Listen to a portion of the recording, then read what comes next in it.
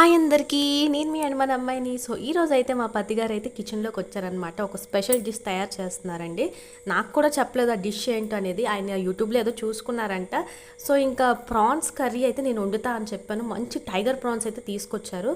So నేను అది curry వండుతానంటే లేదు లేదు నువ్వు పిచ్చి పిచ్చి మసాలా వేసి ఏం చెయ్యకు అనుకొని ఆయన అయితే ఇంకేదో స్పెషల్గా చేస్తా అనుకొని ఆయన రెసిపీ అనమాట ఆయనే వండుకుంటున్నారు. మా వారికి ఏంటంటే కుకింగ్ చేయడం అంటే చాలా ఇష్టం అండి.